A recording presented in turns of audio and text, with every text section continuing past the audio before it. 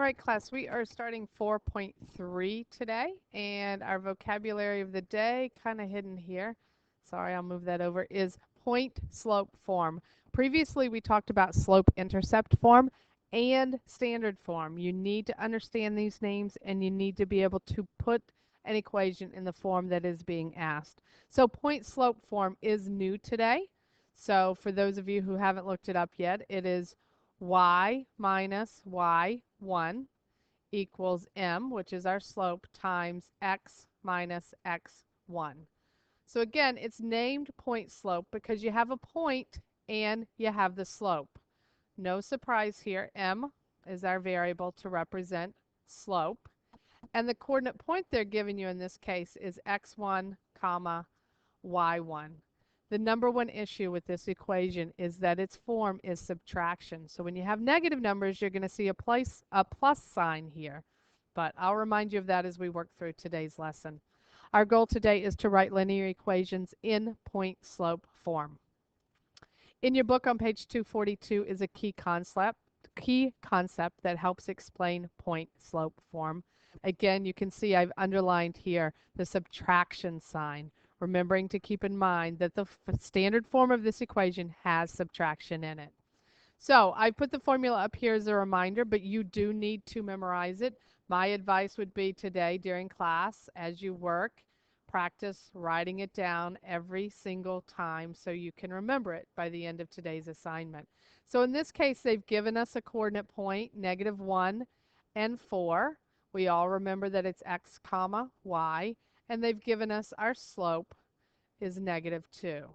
So y minus the y value would be y minus 4 equals our slope, which is -2, times, which is parentheses, x minus a -1. We never want to have two signs. Minus a negative, we all know, is a plus. So here is the final equation in point slope form. Moving to this example, it says to graph it. Well, to graph, it helps to know the slope. Looking at this equation, can I identify the slope? Yes, it's the number in front of the parentheses of x minus 2. And there's no number there, so it's one of those assumed numbers. So in this case, our slope is -1, or as I remind you, write slope as a fraction, -1 over 1. We also have a coordinate point. Our x value is 2, and our y value is 1. So if we start at that point, x is 2, over 2, and up 1. This is the one point we know. Using our slope, we can plot our other points. Over 1, down 1, over 1, down 1, or I could have gone over and up. Pick up a ruler. I'm going to try it today. Pick up my straight line and graph that equation. So again, it's pretty simple. They've given you the slope and a coordinate point. That's all we need to make a graph. In this case, it says write an equation in point slope form of the line that passes through the point 23 and the point 44. So instead of a slope and a coordinate point, they have given us two coordinate points. So no surprise here. We are going to have to first find our slope. y2 minus y1 divided by x2 minus x1. So y2, 4, minus y1, which is 3, x2, 4, minus x1, which is 2. 4 minus 3 is 1. 4 minus 2 is 2. So now we have our slope.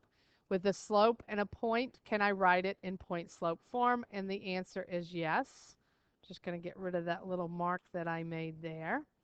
So I have two choices because I have 2 points. I'm going to use the first point, y minus 3 equals 1/2 times x minus 2, or, because there are actually two equations that would work, y minus 4 equals 1/2 times x minus 4. Either equation is correct. One final reminder, this is the formula. This again is point slope form.